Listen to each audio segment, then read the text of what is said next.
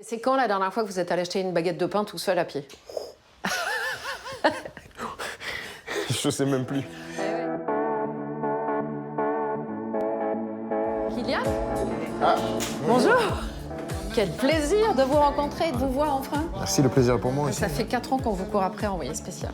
4 ans. Je suis là maintenant. Ouais, mais on est super content que vous ayez accepté de vous poser pour répondre à une interview, longue interview d'ailleurs. Est-ce que ça veut dire que c'est plus compliqué pour vous de répondre à une interview que de disputer une Coupe du Monde, franchement? Non, on va dire que la Coupe du Monde, c'est un peu plus agréable. Vous savez pas encore, qui sait? Ah non, on sait pas. Mais bon, c'est difficile à battre une Coupe du Monde. Hein. C'est vrai. C'est quoi? C'est la pudeur qui fait que vous parlez pas beaucoup de vous? Non, c'est plus cette recherche perpétuelle de tranquillité. On se demande parfois à quoi ressemble votre vie quotidienne. Notre équipe, elle vous a suivi un petit peu. Et alors, c'est complètement dingue parce que vous êtes entouré de gens qui vous demandent des selfies. Il y a un bruit autour de vous, de gens qui crient « Kylian, Kylian !»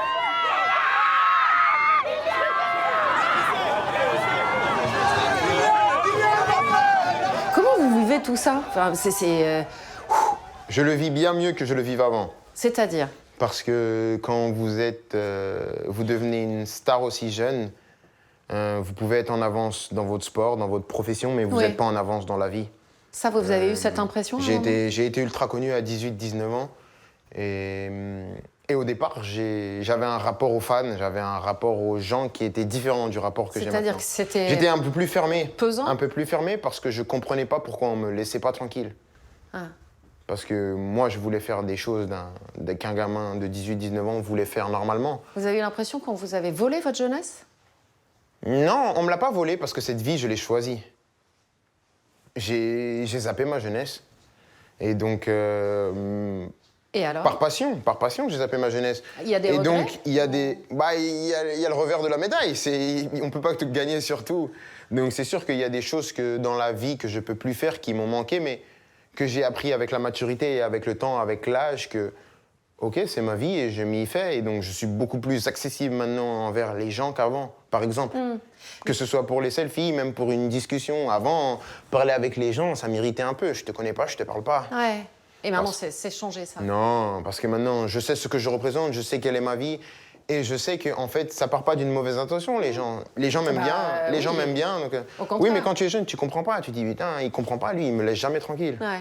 Mais en fait, non, pas du tout. Bah, c'est la seule fois où il va vous voir de sa vie, en fait. Oui, et il faut prendre du recul. Du recul Ouais. sur ce qu'on est, sur ce qu'on représente, sur les émotions qu'on peut procurer aux gens. Et je pense que c'est la chose qui m'a pris le plus de temps.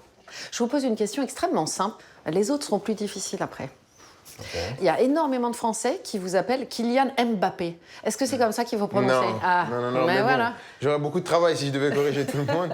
C'est Kylian Mbappé. Parce qu'il n'y a pas Mbappé. d'apostrophe. C'est ça, Kylian Oui. Mbappé. Oui, oui. On les voit, ces enfants-là, dans le reportage, évoluer comme ça au fur et à mesure des années. Ils vous scotchent? Hein, je suis à la fois scotché, ému et fier. Scotché parce que j'ai pu voir la manière dont ils parlaient, dont ils se comportaient. Et je suis scotché parce qu'à leur âge, j'étais pas comme ça. Ouais, c'est J'étais vrai. pas comme ça. Ils sont vraiment bluffants. Je suis fier parce que ces enfants sont la preuve que voilà, ce qu'on a fait commence à marcher et ça marche bien. Et ça donne vraiment beaucoup d'énergie, beaucoup d'envie de continuer et de faire plus, toujours plus. C'est ce qui est l'objectif. Et bien sûr, cette fierté, cette joie de se dire qu'on fait quelque chose de sa vie autre chose que le football. Ouais. Et ça, c'est... Parce que le foot, ça suffit pas. Non, parce que le foot, ça a une fin. Le foot, ça a une fin. Un jour, je jouerai plus et ça va Vous y s'arrêter. pensez aussi déjà à ça? Bien sûr, et c'est la vie qui est comme ça. C'est pas quelque chose de mal, c'est la vie qui fonctionne comme ça. Mais j'espère que cette association et cette fondation, elle s'arrêtera pas. Ça peut perdurer bien après moi et c'est l'objectif. C'est de la faire tourner de telle manière que même après moi, même après ma mère, même après tous les gens qui travaillent ici, elle tournera et elle va grandir d'année en année. Et la jeunesse, c'était important. Aider la jeunesse. Bien sûr, parce que de un, moi j'adore les enfants. J'ai toujours adoré les enfants. Et de deux, parce que je pense que c'est l'avenir. Pourquoi? de Parce notre qu'ils sont monde. sincères? Ils sont sincères, ils sont francs, sans filtre. Ils mentent pas? Ils n'ont pas les défauts que nous, les adultes, on a. Donc c'est beaucoup plus facile de coopérer avec des enfants. Mais je pense aussi que c'est le futur de notre monde. Donc c'est un peu une manière de laisser un héritage derrière nous. Et je pense que c'est important. Ah, vous pensez déjà à ça, à laisser un héritage derrière Tout vous? de suite, il faut toujours penser à ce qu'on peut laisser derrière nous. On n'a pas besoin d'attendre pour préparer le futur. Et... Non, je vous pose la question parce que on le dit à tout le monde. On enregistre cette émission le 18 décembre. Vous avez 25 ans dans 2 jours. Ouais. Et donc là, vous pensez déjà à laisser un héritage Toujours. Depuis que j'ai commencé ma carrière, ça a toujours été mon objectif de laisser quelque chose derrière moi au-delà du football. Pas que sportivement. Non, parce que le football, c'est quelque chose qui m'appartient. C'est ma carrière à moi, mais l'homme, il essaye de transmettre quelque chose, transmettre des émotions, transmettre son aide, transmettre son expérience, des valeurs, des valeurs aussi. L'association, elle aide 98 jeunes parce que vous êtes né en 1998. Évidemment, il y a des gens qui disent ouais, pourquoi pas plus? Oui, il y aura toujours des questions comme ça, mais je pense que à la base, je voulais faire quelque chose qui me correspond et voilà.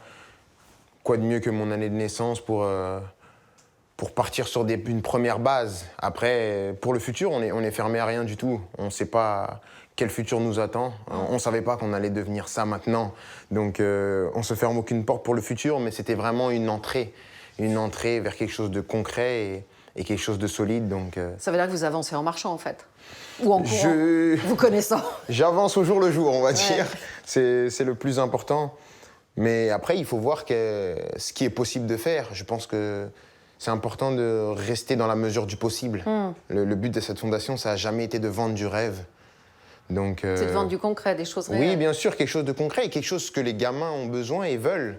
Le but, c'est pas d'en faire des footballeurs. S'il y en a un qui aime le foot, bien sûr, libre à lui. Non, il n'y en a pas. Il n'y en a pas un qui va devenir footballeur. Non, ils sont peut-être un peu impressionnés.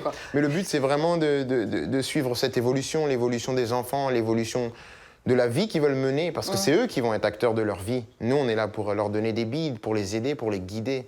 Mais ils vont être acteurs de leur vie. Quand on va les lâcher à la vie adulte, ils seront acteurs de leur vie. Donc le but, c'est de leur donner un maximum de bagages pour pouvoir entrer dans la vie active du mieux possible. Vous avez pris conscience qu'au-delà d'être un très grand footballeur, vous représentiez autre chose que ça? Je pense qu'il y a eu un déclic après la Coupe du Monde en Russie.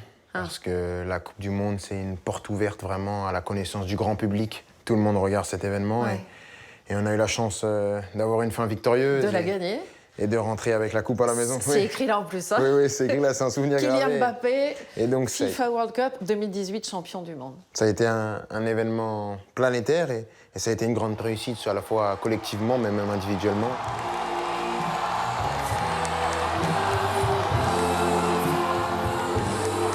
Et je suis ressorti de cette Coupe du Monde grandi et j'ai vu ma vie et mon rôle qui a complètement changé. Donc je pense que ça a été un déclic dans ma vie. Est-ce que vous pouvez essayer de nous transmettre le moment où vous savez que vous avez gagné la Coupe du Monde? Qu'est-ce qui vous traverse à ce moment-là? C'est très compliqué et c'est peut-être incompréhensible, mais ça m'a pas fait grand-chose. J'étais trop jeune, j'étais tellement inconscient, ça m'a pas fait grand-chose. C'est quelque chose... C'était gagner. Gagner m'a fait plaisir, mais je réalisais pas ce que je gagnais. Je suis rentré vite. Le soir, j'ai pas fêté comme un fou. C'est vrai? Non. J'étais beaucoup plus conscient à la Coupe du Monde 2022 de ce que représentait la Coupe du Monde qu'en 2018. C'était ma première. C'était une Coupe du Monde de découverte et on l'a tout de suite gagnée. Donc j'ai pas créé une émotion particulière. Ou en 2022, il y avait beaucoup plus d'émotions. L'échec de 2022. C'est quoi aujourd'hui? C'est une cicatrice encore? Pour vous, c'est quoi? Non, c'est pas une cicatrice, c'est une étape de plus vers le chemin de la gloire, c'est comme ça. Parce que là, vraiment, franchement, vous avez l'impression d'effleurer la Coupe du Monde et puis, en plus, vous marquez un triplé. Enfin, ils vous l'ont bien dit, les enfants, dans le reportage, là. Oui, mais les enfants, ils savent pas ce que représente. Voilà, faire partie d'une équipe, représenter son pays. Marquer un triplé, c'est pas important quand tu représentes ton pays. J'aurais été beaucoup plus heureux de marquer 0 but et qu'on reparte avec la coupe, voilà, par exemple. Mais c'est comme ça, c'est comme ça. Il faut vivre avec ça et surtout pas l'oublier parce que, voilà, on va rejouer une Coupe du Monde et il faudra y penser pour essayer d'aller finalement gagner cette deuxième Coupe du Monde. Et que ça se repasse pas. Bien sûr, c'est l'objectif. Est-ce que le rêve de Kylian Mbappé, je vais y arriver, à bien le prononcer enfin, c'est les JO? Parce que, a priori, vous avez très, très, très envie d'y participer. Bien sûr, j'ai toujours eu la flamme olympique. Mais pourquoi, là? Qu'est-ce qui se passe Parce pour que vous? les JO, c'est un événement sportif par tout ce que ça représente. C'est avec la Coupe du Monde, je pense, le plus grand événement sportif Ça veut faire dire partie des quelque JO chose, à c'est- Paris. c'est, À Paris, c'est les 100 ans. À Paris, ça représente tellement pour moi que de me dire que je vais participer aux Jeux Olympiques avec la France, ce serait une opportunité extraordinaire et même un rêve, parce que parler d'opportunité, il y a ce côté un peu terre à terre. Mais je pense que les JO, ça fait rêver, ça fait planer, donc c'est vraiment le côté rêve, quoi. Et être porte-drapeau? Oh, ça, c'est autre chose encore. On est encore dans autre chose. Déjà, j'essaye d'arriver aux Jeux Olympiques. Porte-drapeau, ce serait vraiment extraordinaire. C'est jouable Ah, ça dépend pas de moi, ça, par contre. du club?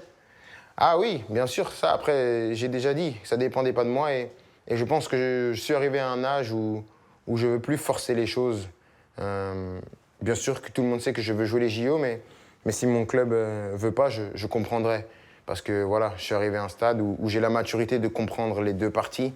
Donc, c'est pas de souci, mais si je vais au JO, je serais très, très content. C'est quand pour vous le moment de bascule? C'est-à-dire le moment où le petit Kylian de Bondy est devenu Mbappé star mondial? Dès que je suis parti de chez moi, À 12 ans?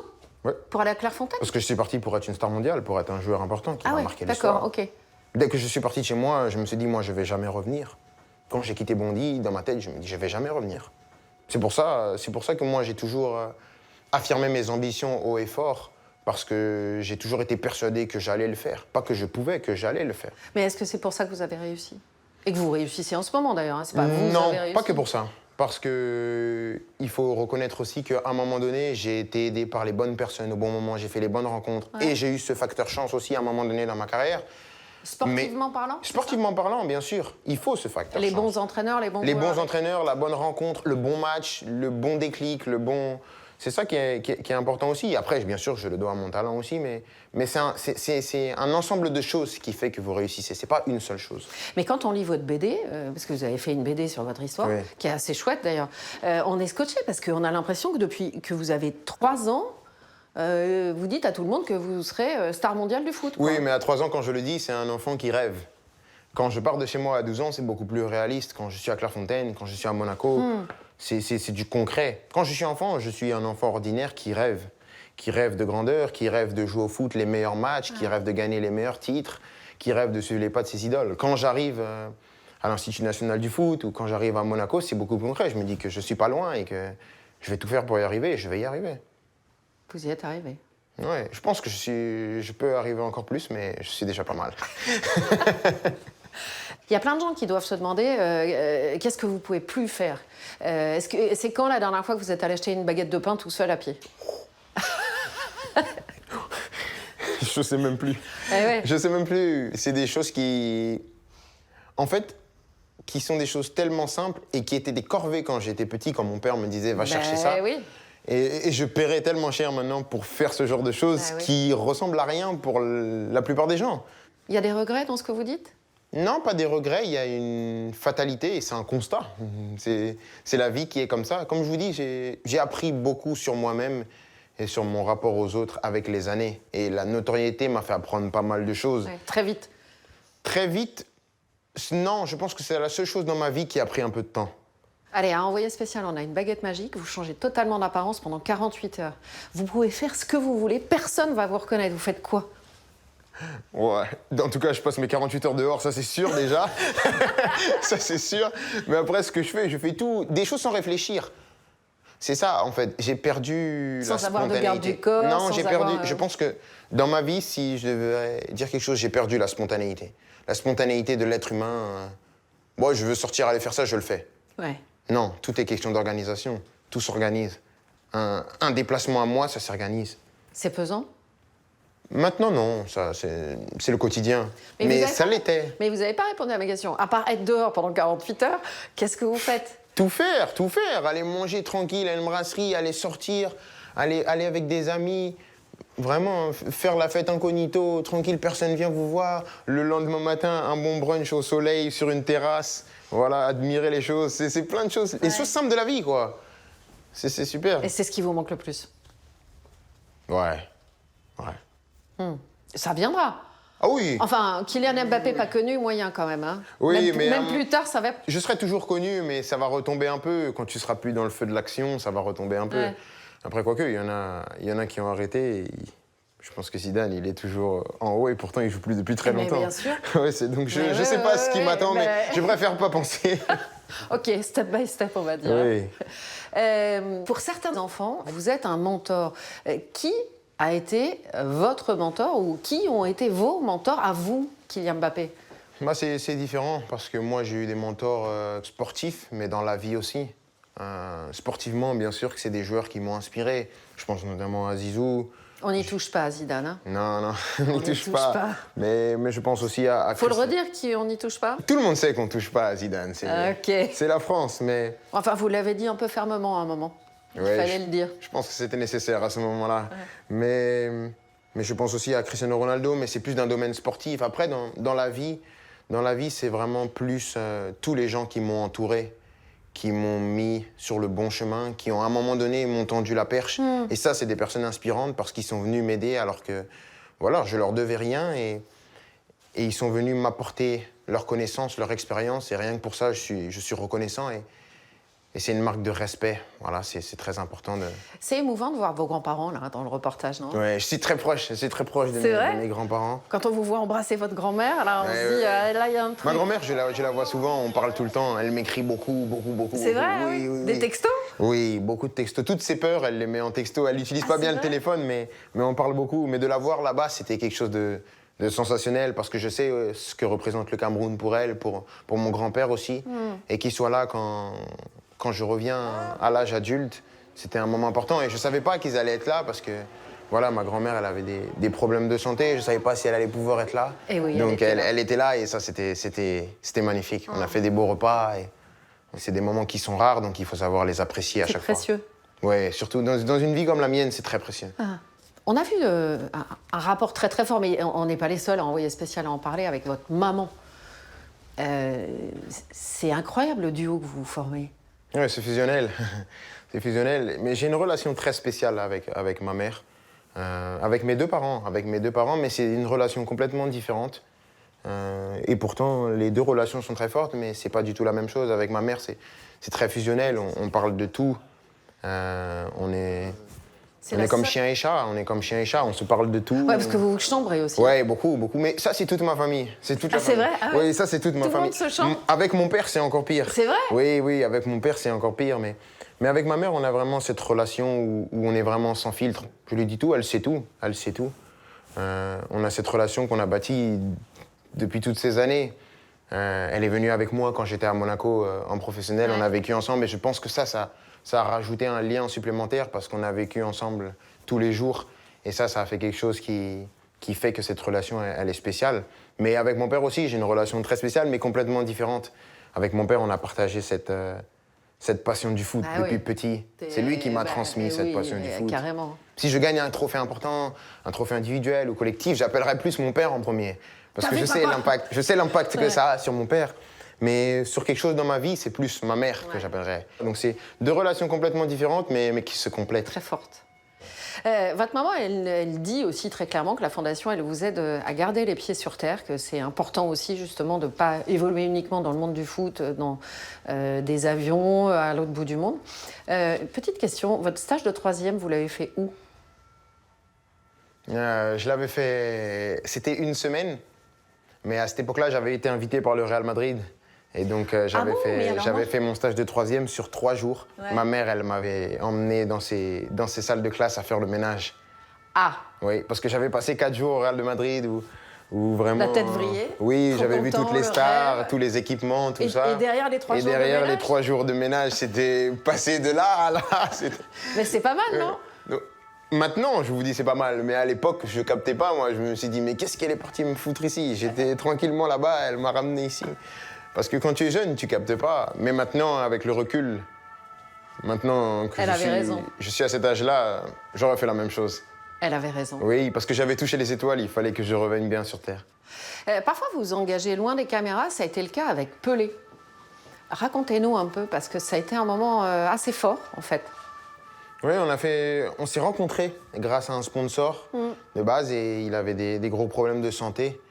Et je suis allé le voir à l'hôpital parce qu'il a été admis à l'hôpital en France. À Paris. À Paris et je voulais pas que ça se sache parce que c'était du domaine privé. C'était juste un enfant qui allait voir un mentor prendre soin d'un mentor, voir comment il allait. J'avais pas l'intention de divulguer ce genre de choses. Et aujourd'hui, paix à son âme, il nous manque beaucoup. Mais l'héritage qu'il a laissé, il sera éternel. Et je peux dire, et je pourrais dire à mes enfants, à mes petits-enfants, qu'une fois dans ma vie, j'ai eu la chance d'être à côté d'un monsieur comme lui. Donc, ça a été un moment très spécial et un grand moment dans ma vie, à coup sûr. C'est la première fois que je vous entends dire quand j'aurai des enfants, des petits-enfants. Parce que ça fait partie... On n'est pas très proches Ça en fait même temps, partie hein, de l'objectif d'un homme. Mais ouais, mais bien sûr. C'est comme ça, mais ça veut dire que vous c'est y des moments pensez. comme ça, c'est pour vous montrer à quel point ce moment il était spécial pour moi aussi. Ouais. C'était un moment spécial Mais de ça veut pouvoir dire que vous y partager pensez. avec lui. Pardon, hein, je vais Oui, pas être bien sûr. intrusif, Non, mais bien ça veut sûr, dire bien que sûr. vous... Oui, bien sûr, bien sûr. J'ai toujours dit que j'aimais les enfants.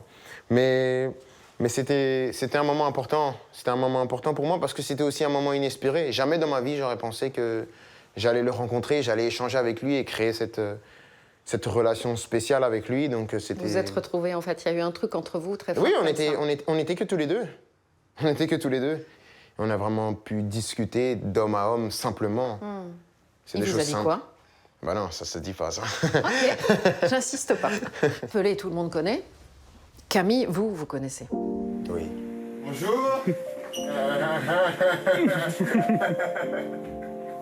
Comment ça va? Alors, mais les gens la connaissent pas forcément, la petite Camille, mais l'histoire, c'est que c'est une petite fille qui a des difficultés de santé et qui vous adore. Et du coup, racontez, mais vous l'avez invitée plein de fois au parc. Oui, plein de fois parce que son histoire, elle m'a touché. Les gens de mon équipe sont venus m'en parler parce que je pense qu'ils se sont dit que c'était sûr que ça allait me toucher. Que j'allais faire quelque chose parce que son histoire, le courage et tout ce qu'elle traverse, elle a toujours le sourire. Je l'ai vue beaucoup de fois et je l'ai jamais vue sans sourire. Et pourtant, elle a des problèmes qui sont bien plus graves que les miens. Ouais. Et c'est incroyable, on a créé cette relation où maintenant, elle est sans filtre avec moi. Je suis comme son amie et c'est sympa. Je l'ai revue encore il y a quelques semaines. Et c'est vraiment incroyable de partager ça avec elle. Alors justement, Camille, on lui a demandé de vous poser une question. Ah oui? Elle n'a pas la langue dans sa poche, on peut le dire. Oui, Alors, non, maintenant elle est à l'aise avec moi. Voilà, je vous fais écouter. Coucou Kylian, c'est Camille. J'espère que tu vas bien. Moi, ça va super. Bon, j'ai une petite question pour toi. Je sais que tu as déjà réalisé beaucoup de tes rêves. Mais aujourd'hui, ton plus grand rêve, ce serait quoi? Eh, pas mal la question, hein? Ouais, elle est pas mal, elle est pas mal. Alors, est-ce qu'il vous reste un rêve à réaliser? Bien sûr, bien sûr. Déjà, ne serait-ce que sportivement, en tant que joueur, il me reste pas mal de rêves. Vous savez, quand vous gagnez, votre rêve, c'est de toujours continuer à gagner parce que vous avez Vous êtes découvert pas cette rassasié, sensation. là, hein? Non, parce que vous avez découvert cette sensation et vous savez le bonheur que ça procure chez vous, mais au-delà de chez vous, parce que ça procure aussi chez tous les supporters, chez tous les gens de votre équipe qui travaillent tous les jours pour vous. C'est un peu aussi le fruit de leur réussite, ce genre de choses. Même si les gens pensent que gagner une fois, ça suffit, pour un joueur de haut niveau, ça suffit jamais. Et en tant qu'homme, il y a bien sûr des rêves de vie de famille, des rêves de toujours aider, de voir grandir cette fondation, parce que c'est quelque chose qui... J'ai toujours dit que c'était la plus grande de mes fiertés, cette fondation. Et j'espère vraiment qu'on C'est va... la plus grande de vos fiertés? Oui, de loin, de loin. Il y a pas mal de gens qui disent mais le foot, c'est devenu le foot business. Qu'est-ce que vous dites aux gens qui disent il y a trop d'argent dans le foot maintenant, aujourd'hui? Je les comprends. Je suis jeune, donc j'ai l'avantage d'avoir été à cette place-là avant et je disais la même chose. Quand on te donne une somme comme ça à la télé, on vous donne des sommes dithyrambiques, vous vous dites « Waouh, qu'est-ce que c'est que ça ?» On dit 100 millions d'euros pour vous, Oui, par an. peu importe le chiffre. C'est ça ou pour c'est les pas ça? Pour les gens, honnêtement, je ne sais pas exactement quel est le chiffre. Ça, c'est la vérité. Ah bon? Oui, parce que... En tout cas, il n'est pas tout à fait faux. Ouais, je pense qu'on n'en est pas loin, mais c'est pas le plus important. Le plus important, c'est vraiment de se dire que, en fait, c'est un monde qui fonctionne différemment et c'est le monde qui marche comme ça. Nous, on n'a fait que s'adapter à ce monde-là. Voilà. Les gens ne savent pas tout ce qu'il y a dans le foot, tout l'argent qu'il y a dans le foot, comment ça marche, comment on le génère, comment... Donc c'est sûr que quand on donne des sommes comme ça, secs comme ça va faire parler les gens et les gens vont réagir de suite, mais j'ai appris à vivre avec ça et j'ai aucun problème. D'accord. Et c'est aussi pour ça, j'imagine, que la fondation existe. Enfin, l'association Pas existe. que pour ça, parce que... Non, mais parce que l'argent que vous avez, à un moment, enfin, il y a des footballeurs, ou d'autres, hein, des gens qui disent ouais, c'est bon, je mérite l'argent que je gagne, merci, au revoir. Oui, je mérite l'argent que je gagne. Je l'ai volé à personne. Non, mais c'est pas ça que je dis. C'est plus que je pense que, et c'est là où l'éducation vient en compte, c'est qu'on n'a pas attendu d'avoir tout ça pour faire. J'ai pas fait une association parce que j'ai eu de l'argent. Vous avez fait une association Je l'ai fait de la faire. parce que je pensais que c'était le moment de transmettre par rapport à ce que je représentais et par rapport aux valeurs qui étaient les miennes. Et bien sûr, avoir des moyens, ça aide à accomplir les choses plus rapidement. C'est ce que j'allais vous dire, c'est quand même mieux quand on a de l'argent. Ah bah bien sûr. De trucs, non? Pour faire une fondation, sans argent, c'est difficile. Mais l'idée n'est pas venue avec l'argent. L'idée était déjà là. La réalisation est venue avec l'argent. Vous êtes à plusieurs reprises exprimé sur les réseaux sociaux, sur des sujets de société, comme le racisme, les violences policières, par exemple. Pourquoi est-ce que vous prenez la parole sur ces sujets-là? Parce que je suis un citoyen du monde et que mon rôle de citoyen est le même que tout le monde. C'est pas parce que dans mon métier je suis dans une bulle que l'homme est dans une bulle. L'homme n'est pas dans une bulle, il est sur Terre, il suit l'actualité, il suit ce qui se passe, il s'informe, il s'inquiète, il est heureux. Le footballeur est dans sa bulle et il doit être dans sa bulle s'il veut performer et être ce qu'il est. Mais l'homme n'a pas besoin d'être dans sa bulle. Je pense que c'est important aussi de montrer aux gens qu'on n'est pas sur une autre planète, on est avec vous. On voit ce qui se passe. On est d'accord, pas d'accord. On se révolte pas. On commente pas. Mais on est actif de notre vie, comme tout le monde. Mais ça veut dire que l'expression qui était en cours il y a, je sais pas, 20 ans à peu près, quand on disait à un footballeur « cours et tais-toi », ça, c'est pas vous? Ça n'a jamais été moi. Ça n'a jamais été moi. Ça n'a jamais été moi. On me l'a même reproché certaines fois en disant que peut-être je parlais trop, mais... Et alors, vous en pensez quoi? J'en pense que je suis libre de faire et de dire... ce qui me semble juste, comme n'importe quel humain. Pas parce que je représente quelque chose sur le terrain qu'en dehors, je dois me taire parce que je suis joueur de foot. Est-ce que ça veut dire que vous regrettez aucune de vos prises d'opposition? Ou vous regrettez? On vous a critiqué notamment j'ai sur jamais rien l'affaire... regretté dans ma vie. Que ce soit les réussites ou les échecs, j'ai jamais rien regretté. Parce que je pense que tout est une question d'apprentissage. J'ai appris de tout ce que j'ai fait dans ma vie, sur le terrain. Mais vous avez entendu les critiques sur Naël, sur ce que vous avez écrit? Depuis hier, cette affaire suscite de très nombreuses réactions, notamment dans le monde de la culture et du sport, à l'image de Kylian Mbappé qui déclare « J'ai mal à ma France ». Toutes mes pensées vont pour la famille et les proches de Naël, ce petit ange parti beaucoup trop tôt. Il y a le zémouriste Damien Rieu qui accuse à l'instant, je cite son tweet, ces célébrités qui n'ont rien dit pour Lola ou Annecy, mais qui se réveillent quand c'est un délinquant qui meurt. Je suis toujours critiqué. Sur le terrain, je suis critiqué. En dehors, je serai critiqué. Et c'est ma vie qui est comme ça. Et c'est pas grave d'ailleurs. Non, c'est pas grave. C'est pas une fin en soi. C'est pas une fin en soi. Parce que mon rêve, ça a jamais été d'aimer tout le monde. Et je pense que, en tant que joueur de foot, j'ai toujours pris ça comme un moteur. D'avoir des critiques, c'est, je pense, la chose qui vous fait le plus progresser. Ah, c'est vrai? Personnellement, moi, c'est ce qui m'a fait le plus progresser. En fait, c'est enrichissant, les critiques? Oui, en tant que joueur, ça m'a toujours repoussé dans mes retranchements. Et en tant qu'homme? En tant qu'homme, ça me fait ni chaud ni froid. C'est vrai. Alors, vous avez dit, la prise de parole sur les réseaux sociaux ou ailleurs, c'est un terrain glissant, mais pas grave, je suis cramponné. Oui, c'est mon rapport au foot. Je dis souvent ça. C'est comme ça. Il faut être prêt. Il faut être prêt pour toutes les choses qui s'offrent à vous. Et ça en fait partie. Après, il y a des choses qui restent du domaine spontané, des choses qui viennent du cœur. Et ça, comme le quoi, cœur, il alors? faut jamais... Plein de choses, des cris du cœur, Je pense à un nombre de choses qui se sont passées et que j'ai commentées, par exemple sur les violences policières, où c'était des cris du cœur. Bien sûr aussi le racisme, ça me touche aussi personnellement, j'ai déjà subi ça. Donc c'est quelque chose qui vous touche personnellement. Vous l'avez subi personnellement? Ah oui, bien sûr. Donc c'est des choses qui... Même en étant un footballeur professionnel, même en étant au niveau où vous êtes... Ah oui, sur ça vous n'êtes pas épargné. Hein. Malheureusement, on n'est pas épargné. Là récemment, ça vous est arrivé? Non, pas récemment, mais ça m'est déjà arrivé. Qu'est-ce qui vous est arrivé? Bah bien sûr, qu'on vous insulte de singe, qu'on vous fait des mimiques de singe, des choses qui sont inacceptables et qu'on essaye de combattre, nous les joueurs. Si je fais la même interview dans un an, je la fais où? Ah bah ici, ce sera à Paris, à Madrid, à Manchester? Bah ce bureau, on l'aura toujours déjà. Ça c'est sûr. Ok, merci Kylian, beaucoup. Merci beaucoup. Merci vraiment. Merci, c'est gentil. Merci. Merci beaucoup.